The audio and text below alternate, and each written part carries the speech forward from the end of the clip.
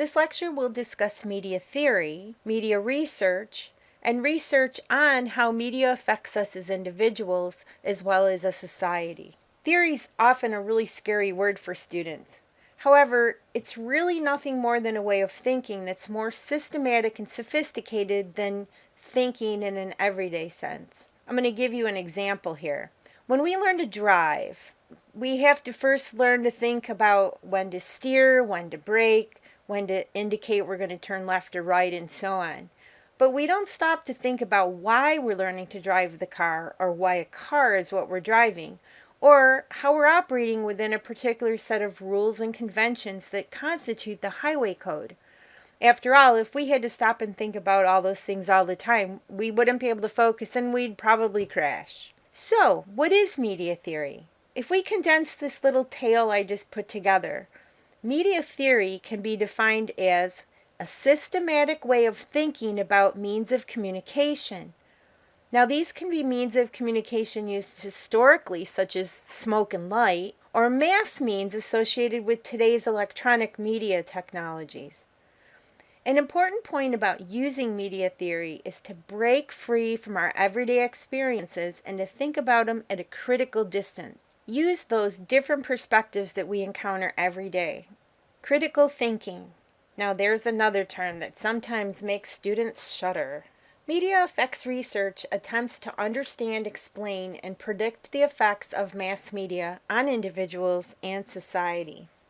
Not to be confused with demographics, which are measurable using numeric data and are used in what's called quantitative research, things like age, gender, income, education, etc., where psychographics are based on views, attitudes, beliefs, needs, lifestyle, etc.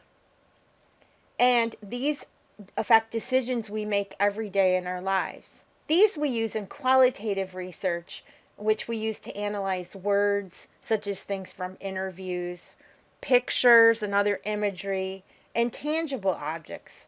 It's data that cannot be measured, only observed. What are some media effects? Well, the most three researched are violence, advertising in children, and effects on body image. Do you think violence on TV and in the movies makes a person act violently?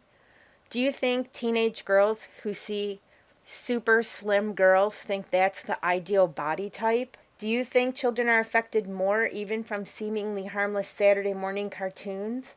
Well, both media are often blamed for a person's violent acts. Here's some statistics. By the time a child is 18, the average American child that is, they've seen 200,000 representations of violence in the media. That includes 16,000 murders. TV programs show 812 acts of violence every hour. Cartoons show children about 20 violent acts per hour, according to the American Academy of Children and Adolescent Psychiatry. And music videos show about 15% of violence that we see in the media. What happens when we see so much violence all the time? We become desensitized. This repeated exposure causes us to have a reduction in our emotional response. We're not shocked anymore. We don't cry as easily, things like that. It also affects preconceived values, beliefs, and attitudes that we've developed throughout our lives. There's often violence in the news, especially when there's coverage of war and it's coming from the front. Now I'm going to show a 3-minute video that talks about desensitization in the media.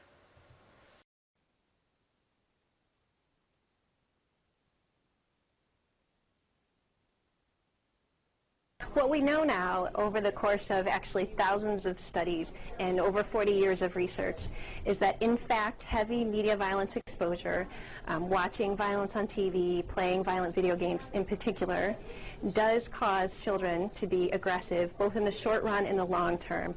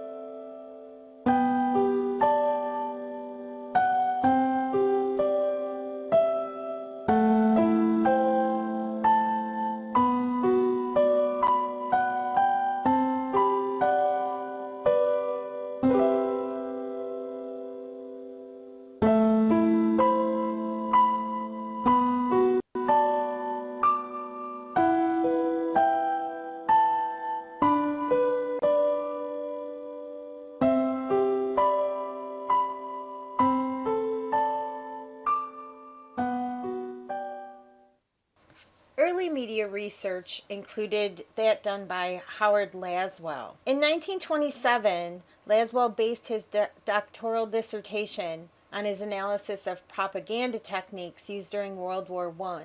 Laswell was the prominent theorist of the hypodermic needle theory, which is also called the magic bullet theory, because it shoots the media directly into the viewer's mind.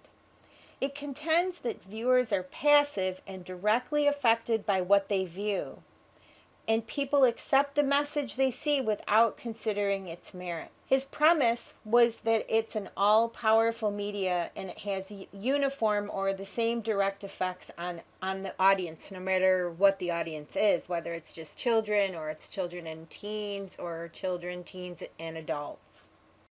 In the 1930s, researchers started conducting more empirical research, especially psychological and sociological research, because some existing in those disciplines didn't line up with the bullet theory. Empirical research was seen as scientific and therefore more advanced and reputable. It's also important to note that before World War II, there was no unified field of communication studies. It was all done in the fields of sociology, psychology, or some related field. The media industries saw potential for themselves in this kind of research. Another theory we'll discuss, and I'm going to sort of do these chronologically.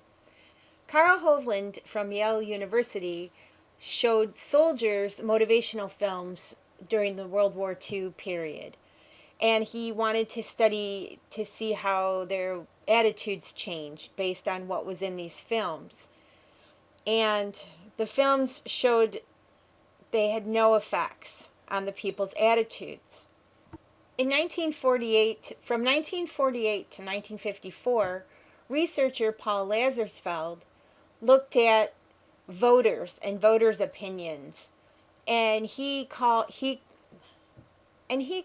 the limited effects two-step flow theory. Several studies showed interpersonal contacts had more power over changing attitudes, views, etc. People who often listened to, quote, opinion leaders, and these were people who passed on their opinions to others. So there we have a two-step flow of communication established. In his findings, Lazarsfeld broke voters down into 4 different groups. Early deciders, who chose a candidate and nothing could sway their decision.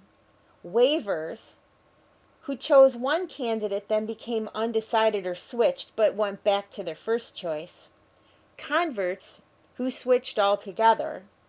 Crystallizers, whose candidate choice was predictable based on religious views, geographic location, and party affiliation.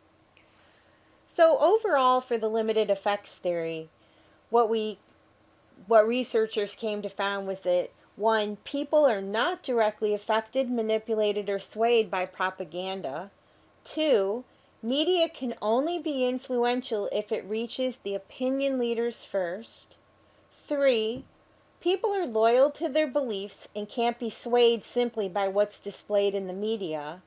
And 4, when media does cause effects, they will be minimal.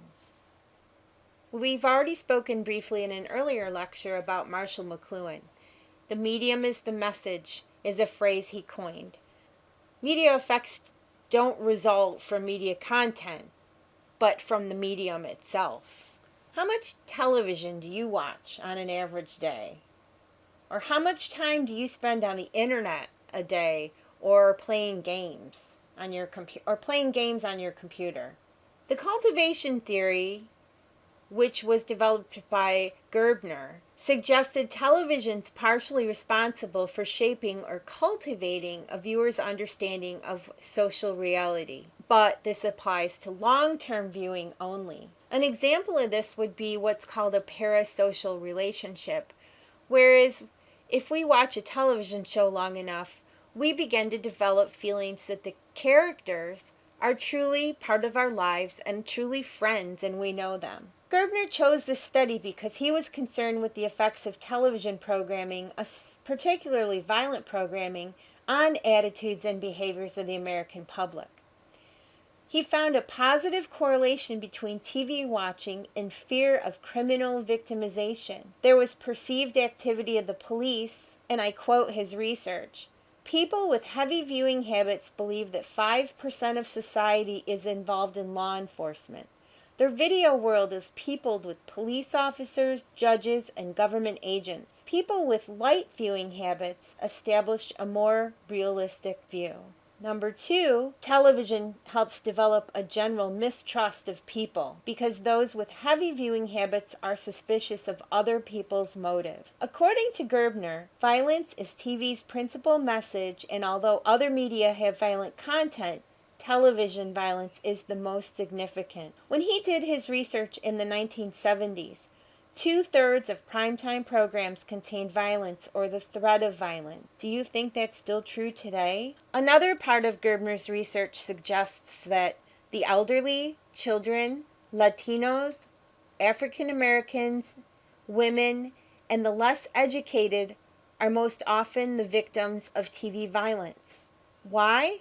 Because TV places these demographic groups in symbolic double jeopardy by simultaneously underrepresenting then over-victimizing these groups. The agenda setting theory suggests that the mass media influences our perception of the world. In a nutshell, it influences us what to think about, not what to think. Now, this mainly reflects on the news media, because they aren't always successful at telling us what to think, but they are quite successful at telling us what to think about. The actions surrounding the O.J. Simpson case, as well as the Clinton scandal with Monica Lewinsky, are both excellent examples of agenda setting in action.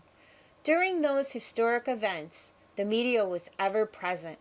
The placement of full-page color articles and top stories on news broadcasts on television made it clear that Americans should place these events as important issues. Some people believed O.J. was guilty, others believed he was innocent, and some believed Clinton should have been impeached, and others thought otherwise. Therefore, the media wasn't extremely successful in telling us what to think on these issues, but most Americans did believe these were both important issues for a very long period of time. They're often still discussed today. Early on, the primary functions of mass communications were defined for both macro and micro purposes, that being macro is societal and micro is individually, relative to the functionalism theory that Laswell developed before World War II. These included surveillance, or a way to know what's going on around us in our environment, sort of a what's happening, what's going on. Interpretation, where the mass media sets the agenda for what people will view, similar to the agenda setting theory. Linkage is how we keep in touch with those with similar interests or emotions and what holds us together socially. This most commonly today applies to social media. Transmission of values, or heritage, or social heritage, suggests that part of socialization is passing on values, morals, and what makes a culture or group stable. Mass media has the power to influence how we view people, issues, events, etc., and it sets the tone for pop culture, what's hot and what's not. Entertainment suggests people use mass media for diversion, relaxation, and relief from tension and stress. The uses in gratification is probably one we hear most about today. That was developed in the 1970s by Jay Bloomer and Allahu Katz. They specifically looked at what gratifications people pursue in their media consumption, both from the view of an individual and the view of an entire society. And the research showed people do not passively choose media for certain gratifications. They take an active role in these choices. There's 4 main categories or principles of one's basic needs and their subsequent use of their choice of media. Cognitive is basically to gather information or to seek out information. Diversion is a relief from boredom or stress, pent-up energy. It's something we do when we want to relax. Social utility is also called conversational currency. It's finding something in common to talk about in a group. And last is withdrawal, and that's when we choose media when we just want to get away. We want to escape. An example I'm going to use is my car's sound system. I often satisfy all four needs in a single day, especially while driving in that car. In the morning, I'll listen to talk radio to find information about weather, traffic, current events, things like that. This also gives me conversational currency because I may want to discuss some of these topics with my friends or colleagues once I get to work. For example, did you hear that so-and-so did such and such? Then I'll listen to music on the radio when I'm stuck in traffic, which is very stressful. I need a diversion. Sometimes I even sing along at the top of my lungs, hoping the person next to me doesn't notice. Now the next day, my car won't start, so I have to take the train. But the woman next to me talks loudly and incessantly. She won't shut up. So for withdrawal, I'll put on my earbuds and at least try to listen to some music or an ebook and hope she gets the message I'm not feeling chatty today.